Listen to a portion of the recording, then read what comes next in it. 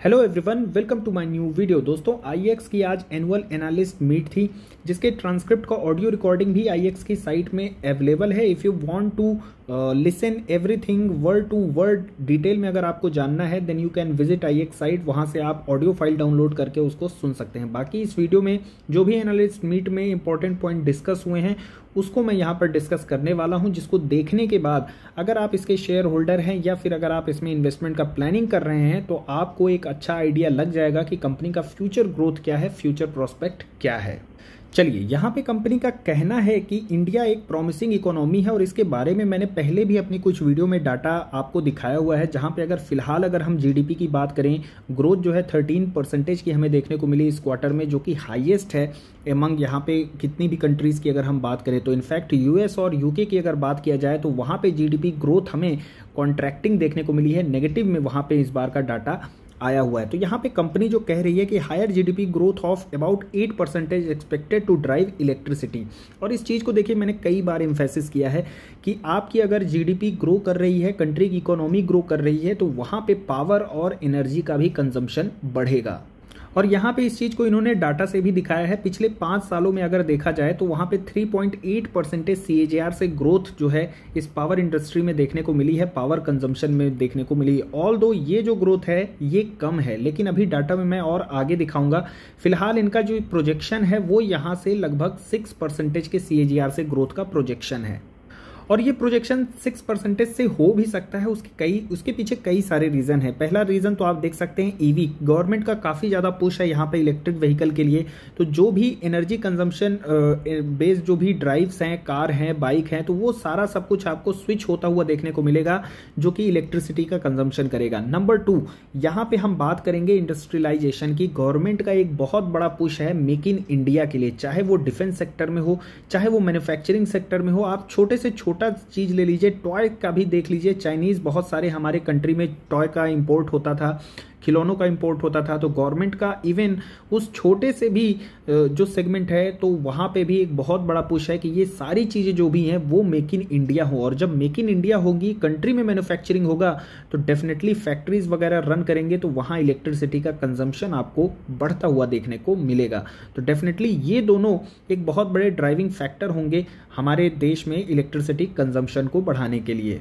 अब हमने इन 5 सालों में देख तो लिया कि जो पावर कंजम्पशन है वो 3.8% CAGR से ग्रो किया है, लेकिन अगर हम आईएक्स की बात करें तो आईएक्स का जो वॉल्यूम ग्रोथ है वो हमें 20% CAGR से देखने को मिला है।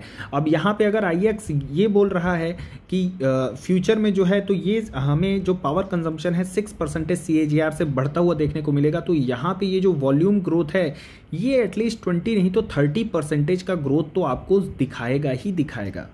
कंपनी के अगर हम मार्केट शेयर की बात करें तो आरटीएम और डीएम की बात करें, डे हेड मार्केट और रियल टाइम मार्केट, तो वहाँ पे 99% का मार्केट शेयर है।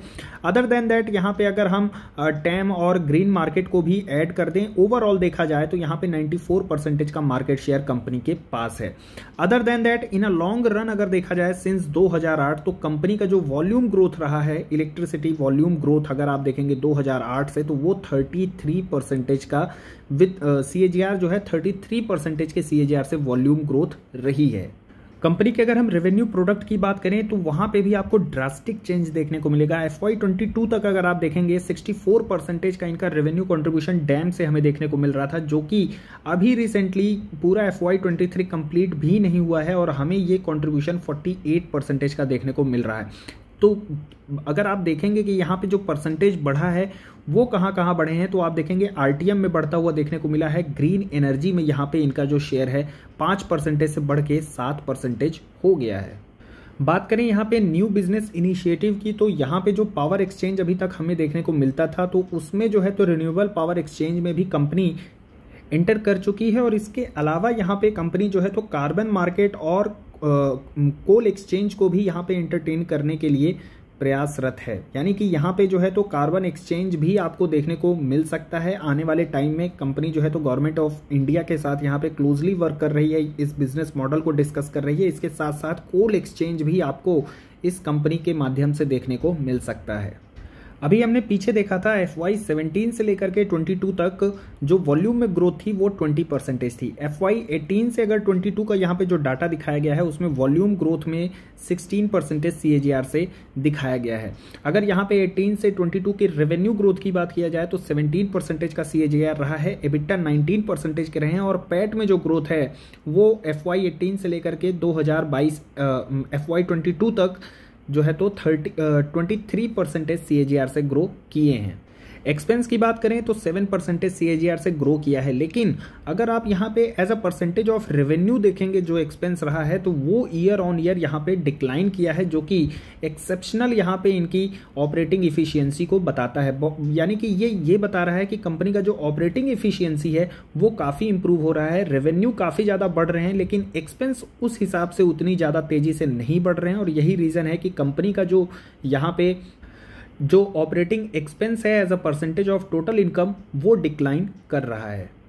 कंपनी ने शेयर होल्डर्स के नेटवर्थ को 25% CAGR से मल्टीप्लाई किया है। कंपनी जब से यहाँ पे इनकॉर्पोरेट हुई है तब से डेट फ्री रही है और यहाँ पे आप देख सकते हैं कंपनी का जो फ्री कैश फ्लो है वो भी काफ़ी अच्छा है। यहाँ पे 650 करोड़ का यहाँ पे इनके पास फ्री कैश फ्लो अवेलेबल है, जिसमें से 90 करोड़ ये जो है as a final dividend shareholders को दे दिए हैं। अदर देन दैट यहाँ पे कंपनी जो है तो रिजर्व क्रिएट करने की कोशिश में है ताकि फ्यूचर में कोई भी अपॉर्चुनिटी देखने को मिले मार्केट में तो वहाँ पे वो अपने कंपटीटर से पहले उस अपॉर्चुनिटी को ग्रैब कर पाएँ। अदर देन दैट यहाँ पे अगर हम IEX के फ्यूचर की बात करें तो जो फ्यूचर है वो यहाँ पे पावर ट्रेडिंग जो रियल टाइम में होगा उसी का फ्यूचर है। क्योंकि देखिए अभी बात करें हम जैसे NTPC के बहुत सारे जो प्रोजेक्ट्स हैं वो सारे PPA पर चलते हैं, यानी कि इनका पावर परचेज एग्रीमेंट ऑलरेडी रहता है जो कि 25 ईयर्स का रहता है। और ये 2012 के बाद ये रूल आ गया था कि PPA अब कोई भी नहीं साइन होंगे, तो यहाँ पे जो भी ट्रेड होंगे वो आपको रियल मार्केट में होते हुए देखने को मिलेंगे। NTPC के जो पुराने PPAs हैं वो जब ओवर हो जाएंगे तो वो भी यहाँ पे रियल टाइम में शिफ्ट करेंगे। इसका एक एडवांटेज है, PPA में कई बार क्या होता है कि डिस्कॉम्स की तरफ से पेमेंट नहीं आता है, लेट पेमेंट हो जाता है, बहुत सारा वहाँ पे कर्ज हो जाता है और ये एक बहुत बड़ा सरदर्द होता है। और IEX में यहाँ पे वही एडवांटेज मिलते हैं जो हम NSE या फिर BSE में ट्रेड करते हैं। हाथों हाथ ऑन डे जो भी ट्रेड होता है पूरा का पूरा सेटलमेंट सेम डे हमें होता हुआ देखने को मिल जाता है, तो ये एक एडवांटेज है। लेकिन ये तो सारी हो गई अच्छी बातें, इसके अलावा एक नेगेटिव पॉइंट भी है, एक रिस्क फैक्टर यहाँ पे इस कंपनी के साथ भी एसोसिएटेड है। और सबसे बड़ा वो रिस्क फैक्टर ये है कि यहाँ पे ये जो बिजनेस है ये रेगुलेटेड है, तो यानी कि भले चाहे इसके पास 94% का मार्केट शेयर है लेकिन ये मोनोपोली उस तरीके से एंजॉय नहीं कर पाता जैसे कि अदर कंपनीज एंजॉय करती हैं। तो यहाँ पे गवर्नमेंट की तरफ से कभी भी रूल्स चेंज हो जाते हैं, कभी भी प्राइस की कैपिंग लग जाती है IEX के ऊपर, तो ये सारे एक थ्रेट बने रहते हैं और बने ही रहेंगे फ्यूचर के लिए। और गवर्नमेंट इसको हमेशा ही रेगुलेट करती रहेगी क्योंकि पावर क्राइसिस किसी भी कंट्री की सिक्योरिटी के लिए सबसे बड़ा थ्रेट है। तो ये सारी जितनी भी पावर कंपनीज हैं या फिर पावर ट्रेडिंग कंपनीज हैं तो इनमें एक जो रेगुलेटरी का रिस्क रहता है वो हमेशा ही बना रहेगा। अब बात कर लेते हैं यहाँ पे टेक्निकल्स की। तो टेक्निकल्स में अगर आप देखेंगे तो 150 का इसका एक अच्छा सपोर्ट बना हुआ है और इसने 150 पर अपना एक सपोर्ट लिया भी है रिसेंटली।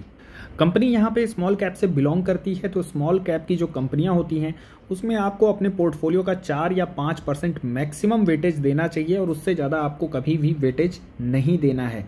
अब बात करते हैं यहाँ पे कंसोलिडेशन की। तो आप देख सकते हैं स्टॉक जो है यहाँ पे कंसोलिडेट कर रहा है और ये एक परफेक्ट टाइम होता है किसी भी स्टॉक में एंट्री करने का, क्योंकि जब वो भागेगा तो वहाँ पे बाई ऑन डिप्स करने का ज़रूरी नहीं कि आपको हर बार मौका ही दे, कई बार मौका नहीं देता है। फॉर एग्जांपल के लिए यहाँ पे आप देखें किस तरीके से रैली हुई थी, लोग जो है तो वहाँ पे फोमो में भी आए थे, लेकिन एक सही टाइम होता है, आप स्टॉक को पहचानिए, उसके पोटेंशियल को समझिए और अगर आपको इन्वेस्टमेंट करना है तो यही एक सही टाइम होता है जब आप इस कंसोलिडेशन फेज में इसमें जो है तो एंट्री ले सकते हैं। तो आज की वीडियो में दोस्तों बस इतना ही। कंटेंट अगर आपको अच्छा लगा हो वीडियो को लाइक कर सकते हैं and do not forget to subscribe our channel. Thanks for watching the video.